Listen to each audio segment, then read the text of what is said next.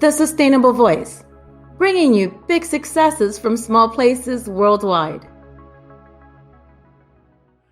All right, welcome back to the Sustainable Voice. This is your host, Ashish. I've got a really special guest today, somebody that I've admired for a long time, somebody that she represents what this podcast is about, big successes in small places. And Kennedy Levins, I've met her. I think I've known you now, how many, almost going on 12 years, about there? Right Yeah, about there? it's been a while. It's been a while. She's somebody I admire a lot, and we're going to get into what she's doing. It ties into current events as you listen to this podcast with what's happening in Peru, because Kennedy's project, much like others in Peru, is affected. But I want to talk about the amazing work that she's been doing to this point, because it's important to know it, because this is the stuff that you don't see. Remember, last episode, we talked about what you see and what you don't see with civil unrest.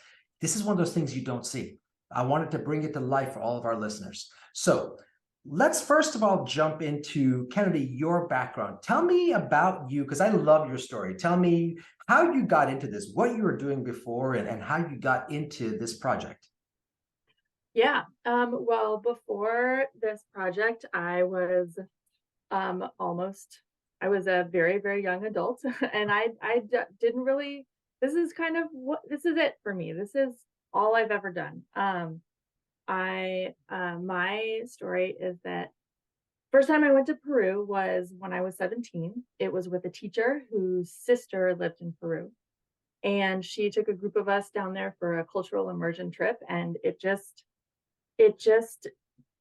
changed the course of my life, as travel, especially when you're young, can really do. And my interest in Peru and the Andes grew. When I went to college, I ended up studying international development, returning to the Andes, returning to Peru, for study abroad, and then and some travel. And then when I graduated from college, really all I could think of that I really was excited about was moving back to Peru. And so my teacher connected me with her nephew, who was born and raised in Ollantaytambo, which is the small Andean town outside of Cusco in the Sacred Valley, where Awamaki is now based. And as a 22-year-old, headed back to the Andes to.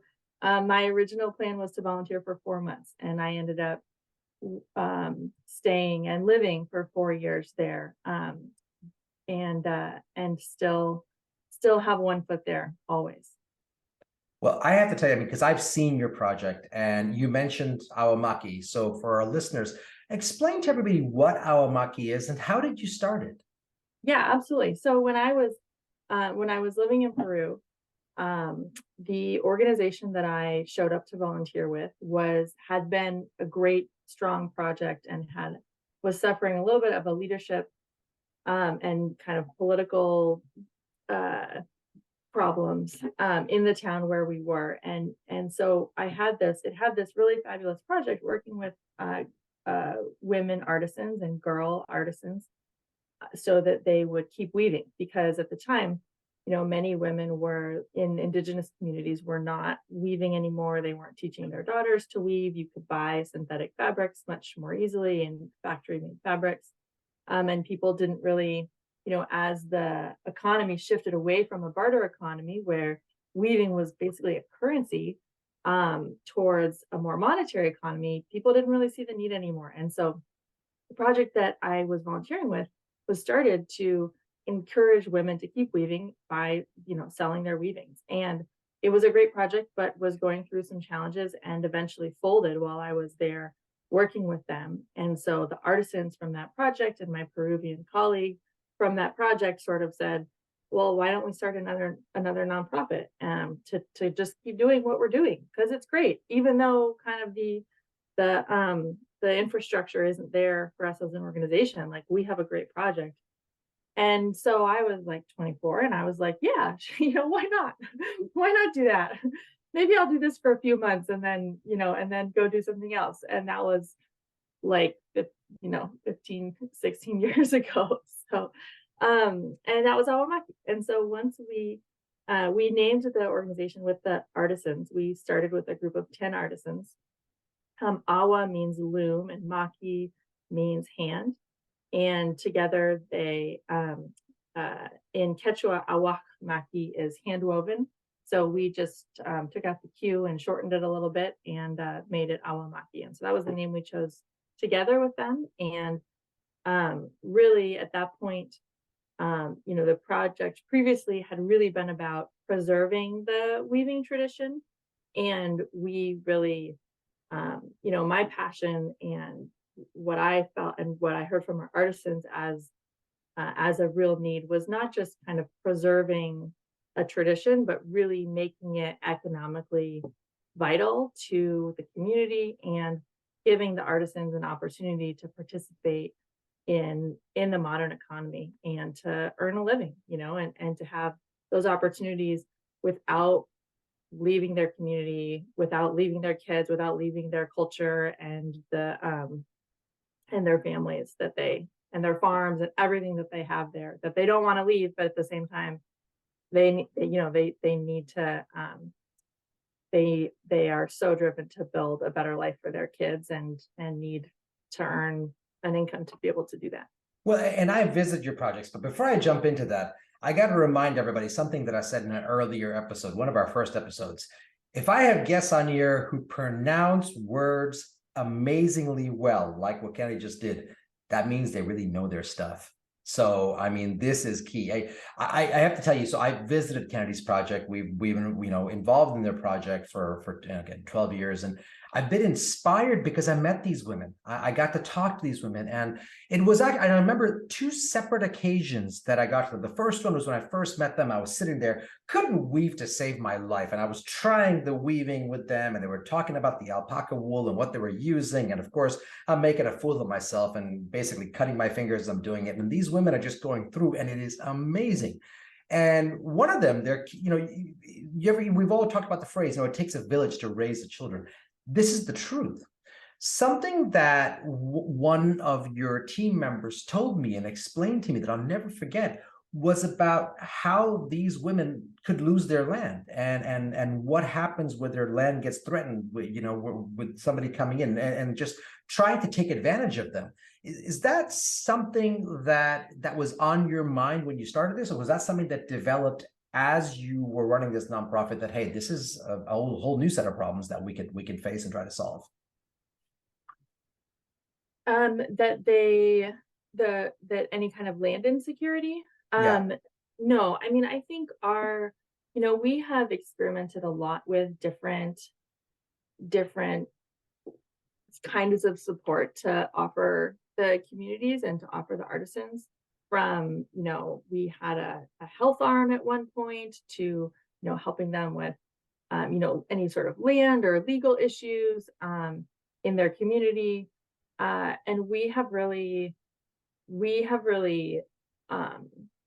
seen that and made a real intentional decision to focus on economic opportunity and the education and training that they need to take advantage of that opportunity.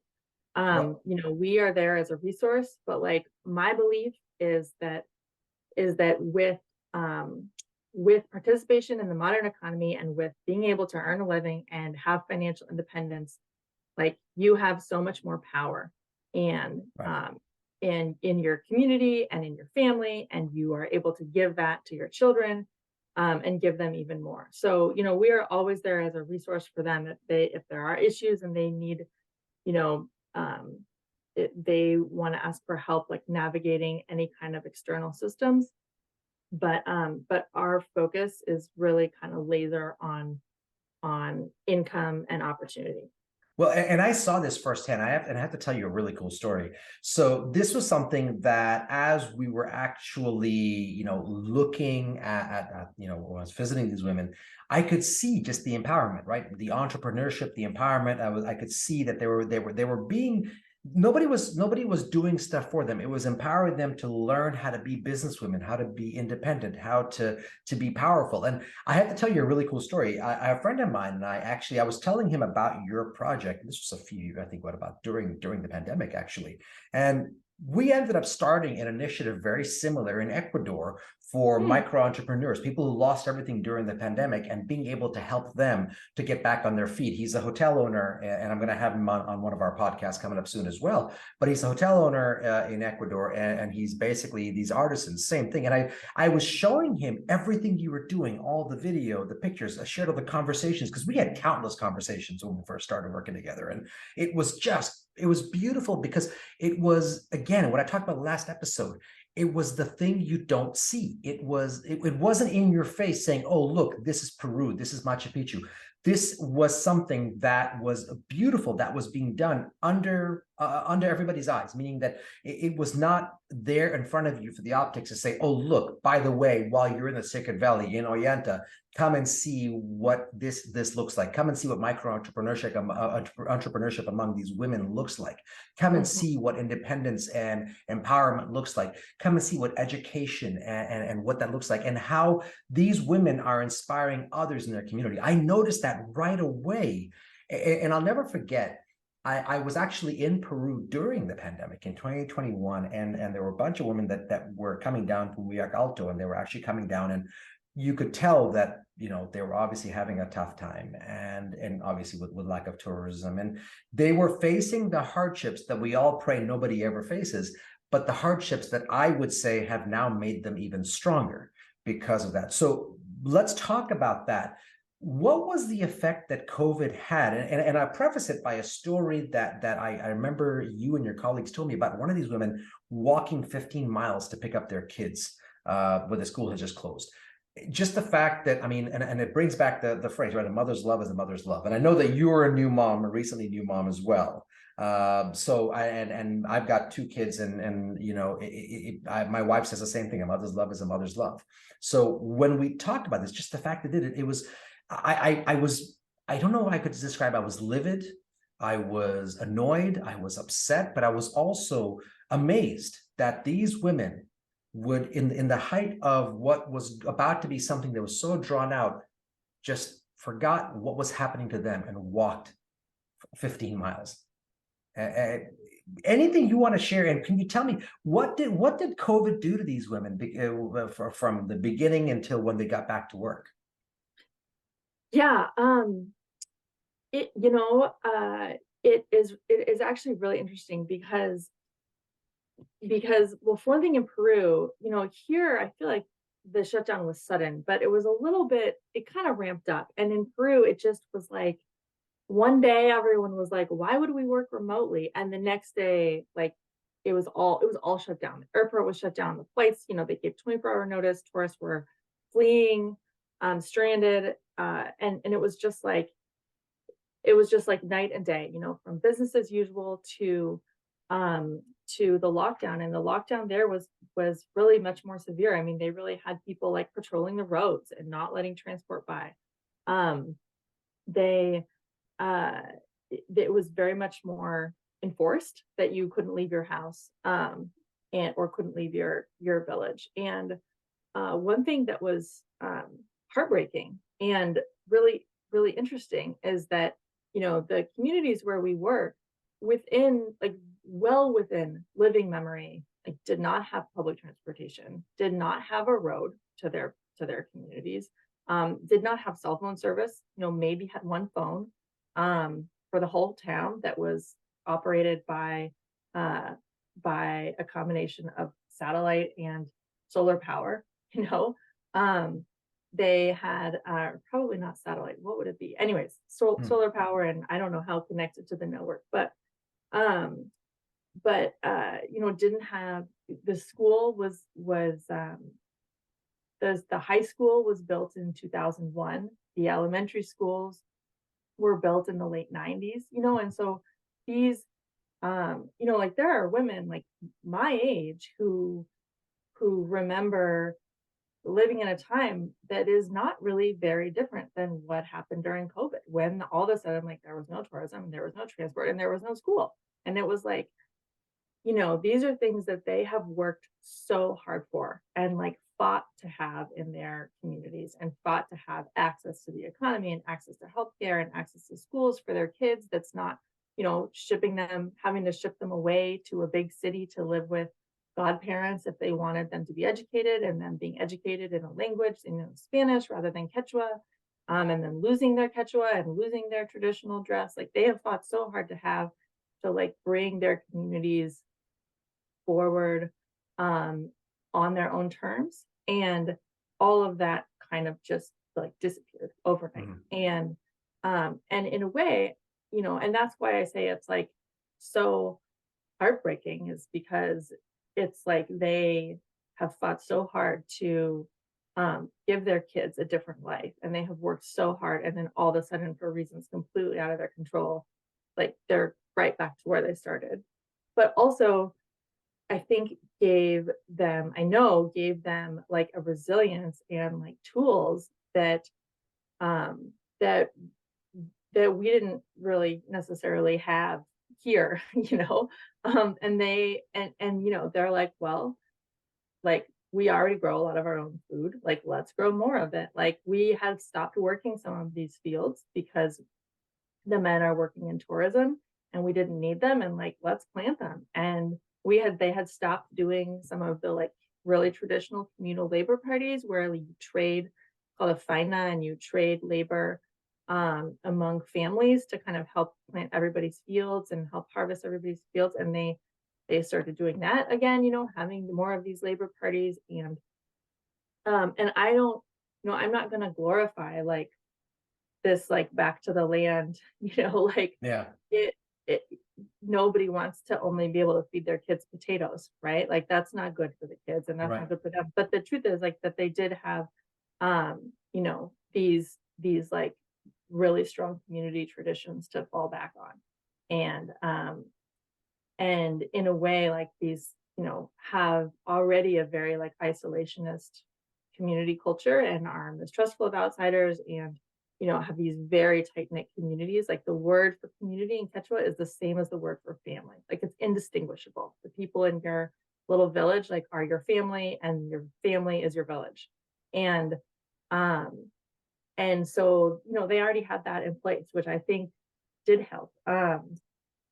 You're thinking of Cipriana, who walked like 5 hours to go That's and right. get her kid That's right. from Ollantay Tambo because all of the transportation was shut down. She lives in Kelconca, which is the most distant community that we work with, and they have a road almost to the village, and you have to walk at the end, but they can walk to the road and then usually take transport down.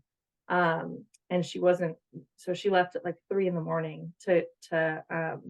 to get all the way to Ollantay Tambo without any transport, and meet up with her son, who was studying at the high school, and bring him back to town, because they really the women brought all their children home. Like, one of the big things that our artisans are saving for and working towards is sending their kids to high school and post-secondary education. And all of those young adults who were outside the community studying, they brought them all home for a year or 2 years, and until they felt like they were able to send them back out again. But it was a real like closing of the ranks, almost like, okay, like, this is how we're going to get through this, is by like relying on our traditions and like our knowledge and our family and community.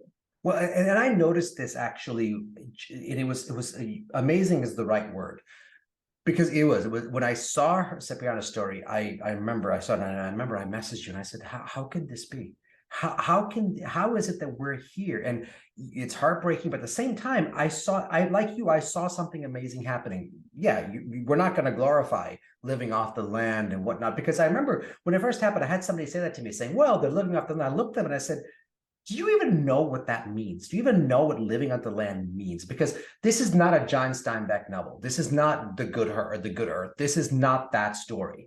That's not what happens here. Could you imagine having nothing but potatoes? And I remember that you were involved with food distribution. I know that we were helping you with that as well. And it was trying to get proteins and balance food packs out to them as well. And it was literally, it was like everything washed away. And I remember what I noticed was resilience. I noticed that immediately. And I say that because when it first happened, you go to any state here in the US or any territory or province in Canada or anywhere else, what I kept hearing from people was, oh, my governor is like this, or my politician's like this, and this is what's happening here, and the government should do this, and I can't believe they're doing this, and I can't believe this is happening, and Anthony Fauci this, and and I'm not getting into politics, obviously not that. I mean, it's you have to rise above it, but it became just this tick back and forth, and woe is me, and look what's happening to me, and look what's happening to me, and never once heard that from any of these women. And I went down to Peru I never forget, it was March of 2021. I went down to Peru. The border had opened up. I would have gone earlier, but I had a passport snafu. And the passport snafu was that I forgot to check my expiration date on my passport. That was simple. That was simply it. But I got down there in March, and I took 2 people with me to show them. And I remember I told them, I said, okay, whatever we do, we'll go to Machu Picchu, we'll go here. I need to go here. I want to see this. One of those weavers sat in front of me, and she was talking about what they do, and she broke down crying hysterically. I couldn't control myself. I started crying hysterically. And one of the women that was with me that came from the US, she came to me, she goes, why is she crying? I said, because she's happy to see you.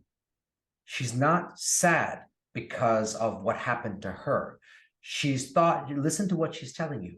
And I was, she was speaking in Spanish. I was understanding what she was saying. I was translating for her. Your colleagues are translating as well. But never once did I hear her sobbing and say, look at what's happening to us and please help us. Never once. Her exact words were, thank you for coming back. I thought my time in tourism was done. Thank you for giving me my life back. Thank you for giving me purpose. That takes a strong woman. Forget strong woman, a strong person.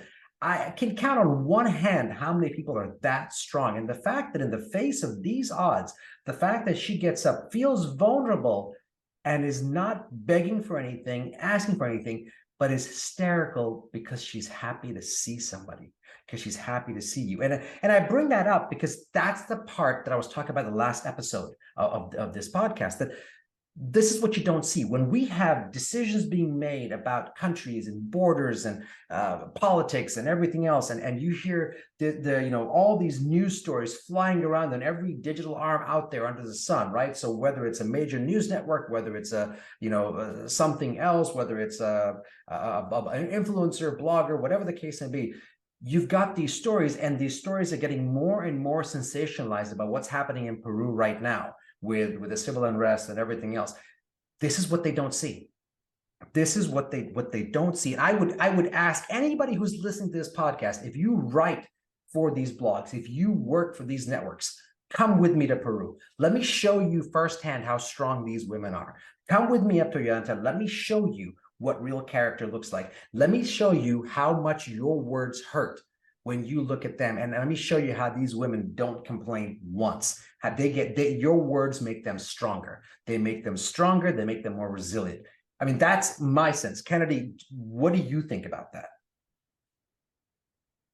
Yeah, absolutely. I mean, I think that if you are living in a Quechua village at 13,000 feet and farming potatoes and walking around in sandals and raising your kids to understand your culture, but also be prepared for a totally different and new world that is crashing onto your doorstep. Like, I think you're pretty tough already, right? These artisans are incredibly tough and incredibly powerful women. But it's true that I think that the emotional impact of feeling like the world had kind of forgotten them was after years spent building those relationships and building up their businesses and imagining a world that had a place for them in it, like a modern world that had a place for them in it, to kind of lose all of that so suddenly. We knew everybody was going to come back, but like, we know people are coming back to Peru, but I don't think that they necessarily knew that, like you're saying. And, right. and feeling I think feeling kind of abandoned or sort of, left to fend for themselves, I guess, is a better way of putting it. Right. Was really true. And even, no matter how self-sufficient and resilient and tough you are, like that's not a good feeling, you know? No. Um, that was a huge part of the food relief program. And that, Big Five was like one of our earliest donors too, and really helped us get that program off the ground. Um, but that was, a big part of that was making sure people had food. Like that was a big part of it. And not a small part was also, them understanding that like we're still here, and like all of the relationships that they've built, all of the people who have visited them, who care about them, like are thinking about them, are worried about them, are coming back, and are not leaving them to fend for themselves, but like Right. understand how interconnected we are, and still even through that isolation. Yeah. um, And I was just going to add that, I mean, and you've seen it firsthand as well. And that's really why I tell anybody who's listening, if you're reading any kind of news outlet and you're taking just that as gospel, take a moment and think about what you're not seeing. Everything talks about right now Machu Picchu being closed. Oh my gosh, Machu Picchu is closed. What are you not seeing?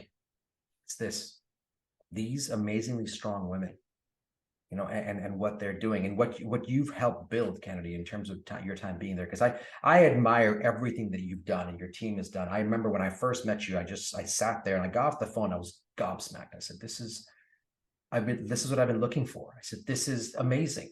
And it's timely, because I'll tell you. So last night I was having a conversation with my family, and we were talking about wealth versus quality of life, just a general conversation about this. And we were talking about this, and somehow the conversation came up. And this is now my father-in-law, whose family was basically exiled from Uganda by Idi Amin. And so talking about this, and he was very astute in saying that we need to be good human beings. That's really all we need to be, is good human beings. Is making sure that we see with our eyes open completely what's happening around us, and that we are prepared to do what we can to help. And what I had to explain to him, I was actually using these women because I had just spoken to you a few days before. So I was using these women as an example. I said, what if somebody doesn't ask for help? He goes, that's not what you should be waiting for. We should not be waiting for people to ask for help. We should be observant enough to actually know they need it before they even ask for it. Because I brought up these women. I said, they don't ask for help. They do what they need to do. And as you said, they've been through something like this. They remember the time, even though they're young, they remember the time when they didn't have this infrastructure and whatever the case. So they understood what resilience looked like. And it was, I mean, honestly, it was a lesson that we could all learn from.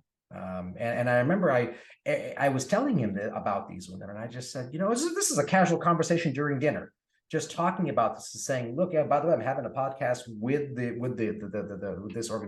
organization and the person who spearheads it, and I admire what she's done and what they've done, and and I remember part of the conversation that came up, and you'll laugh at this. I said, we have this conversation worldwide about women's rights and about independence and about being strong.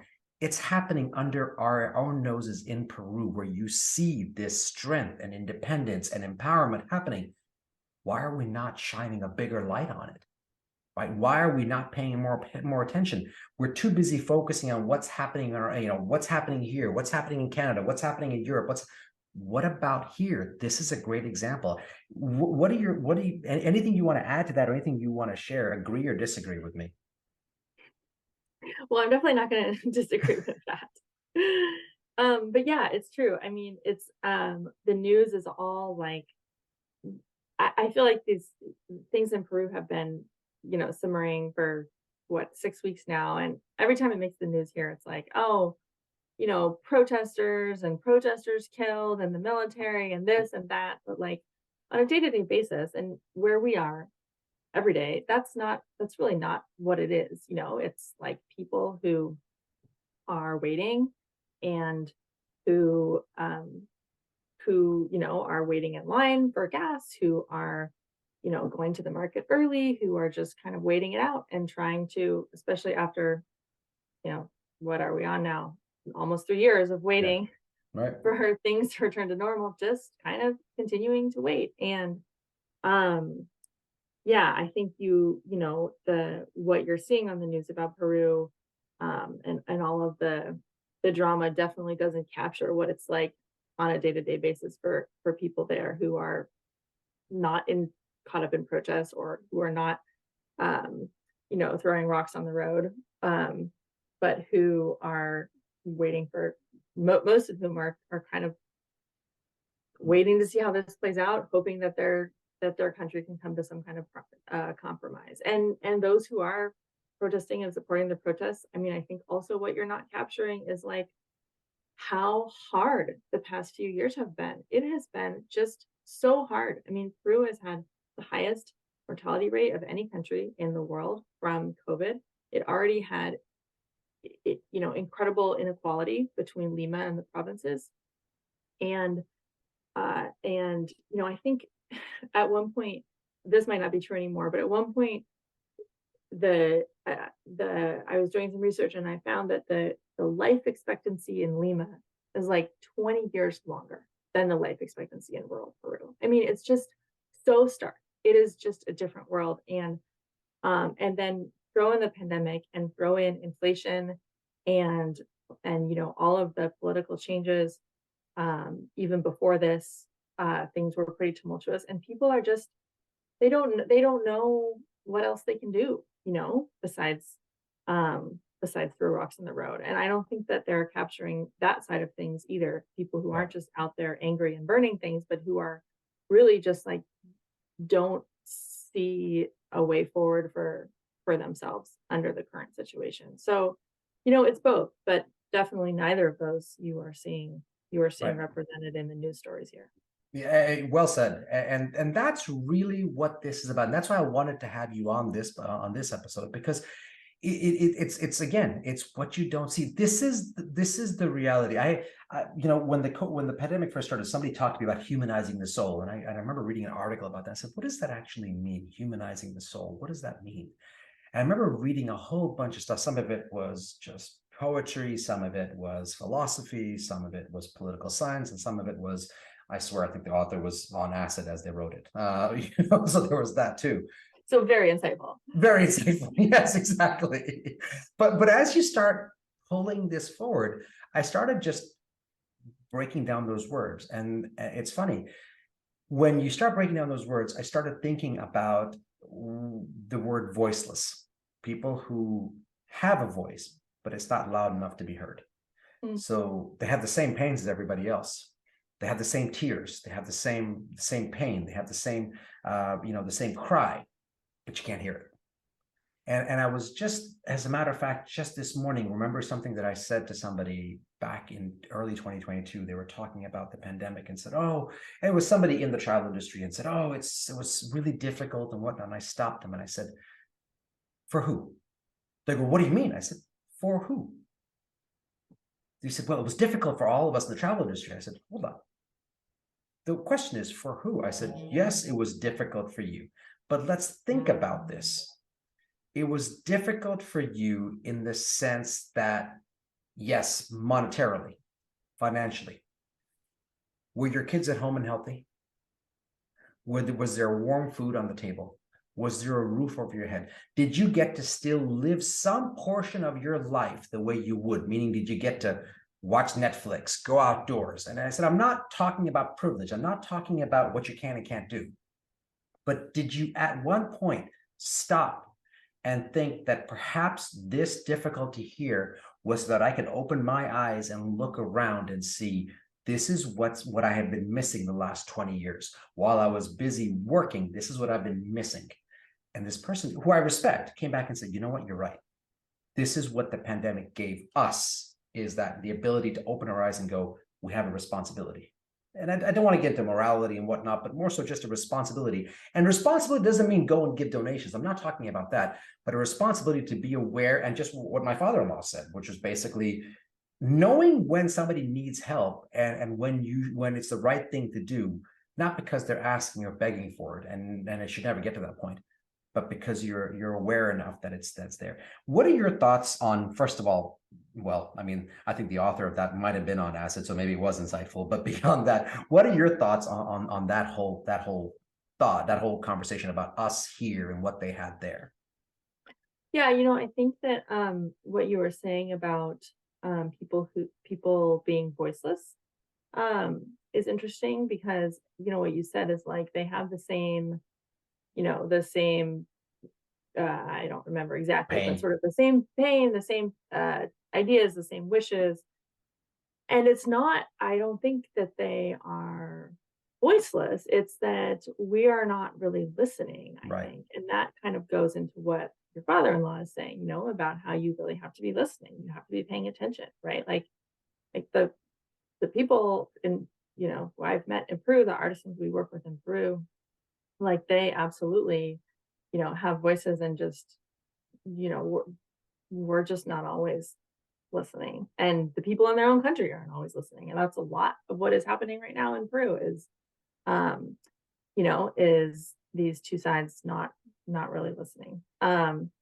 to each other. But yeah, and I think if we, I think from the pandemic, like it really did lay bare like a lot of those vast inequities. It did that here. It's obviously done that in Peru, which we're Mhm. seeing the effects of. And I wish more people would listen to your father-in-law I and agree. I pay agree attention completely. before we get here to this. We shouldn't Right. need a major global catastrophe to realize that that there are these problems. Very well said. So, last thing I wanted to ask you was, how are you doing? How are the women doing? What's the latest you can share? How are they holding up? Yeah, that's a great question. I mean, we are kind of really good at hunkering down at this point. Um, we had a wonderful, amazing, brilliant end of 2022 where it just felt like everything was coming back and we were moving forward, and the artisans had some real accomplishments. Like we had a group that was hosting, that was hosting tourists on their own, that we had trained and worked with for so long, and then they were making these connections post pandemic to kind of bring tourists directly to their community, with even Wow. without us, as intermediaries, which is our whole goal.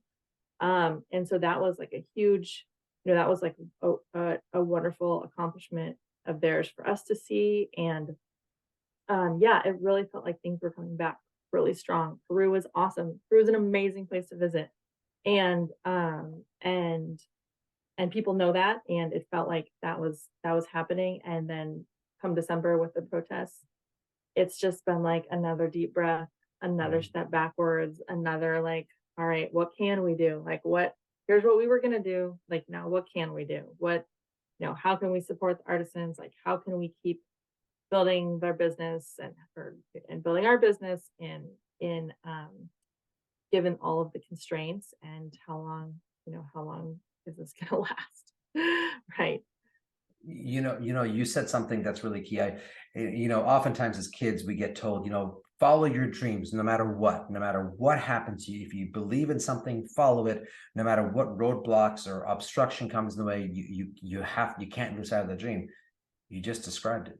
You just described that same belief as adults, as these women are there. And so here's a question, and this is an honest question about this: are any of the women thinking of leaving tourism? Are they ready? Are they thinking of giving up, or is their resilience still as strong as I remember it being when I saw them last? No, I mean, we haven't. If anything, we our artisan partner cooperatives have grown in membership. Wow.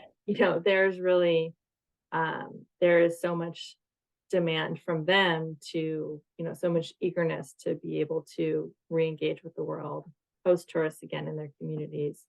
Um, and on the craftswomanship side of that as well, Mm.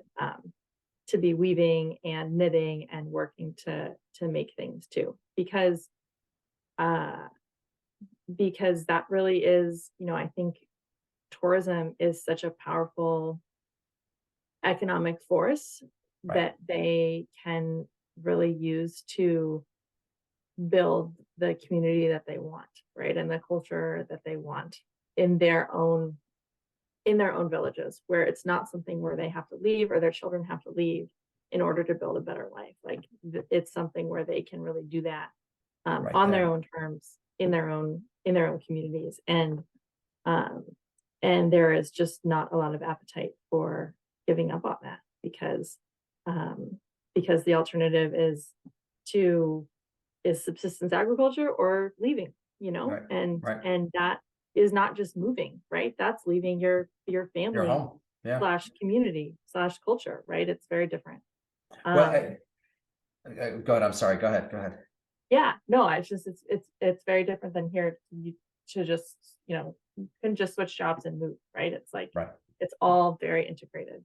Yeah, there's repercussions that are there. And I bring that up because, oftentimes I get a chance to look at the demographics of who's listening to our podcast. And lately I've been noticing that we've gotten more families involved listening to our podcast. And so there must be kids listening as well. And, it's great because what's happening now is I get stopped somewhere and I even had a contractor that was doing some work at the house came and said, I listened to your podcast. Okay, fantastic.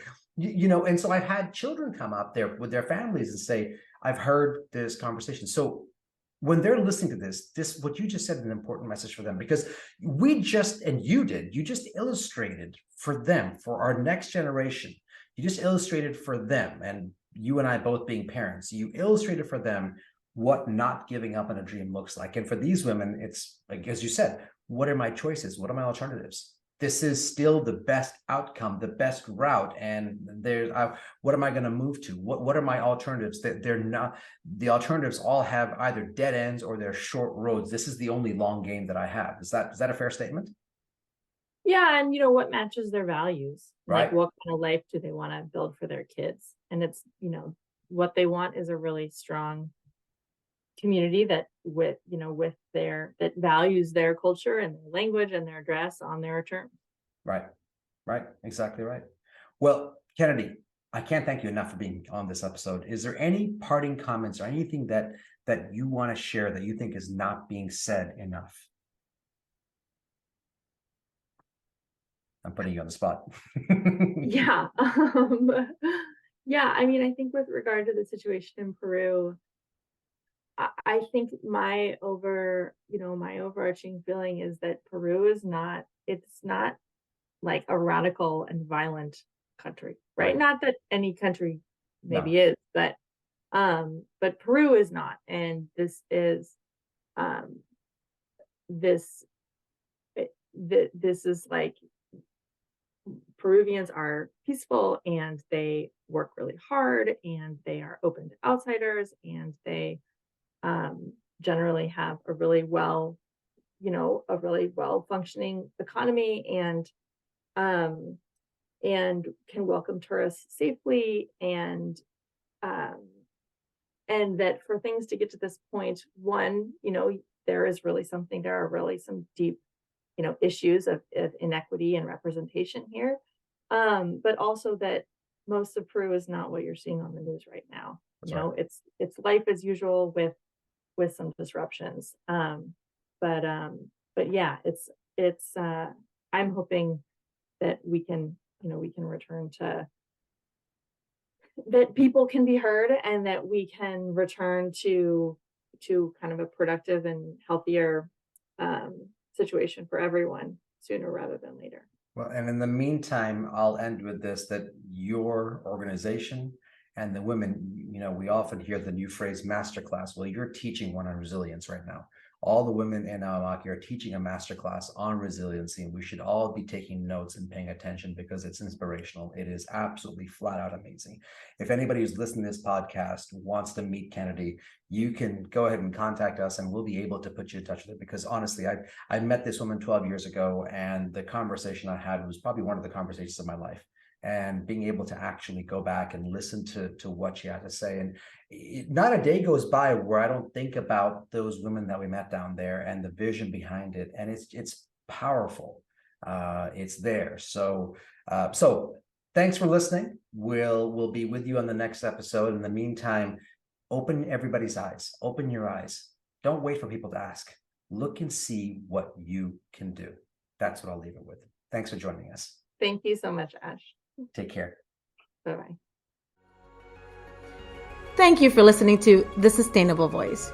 If you have a success story of your own, please reach out and share it with us. We'd love to hear from you. See you next time.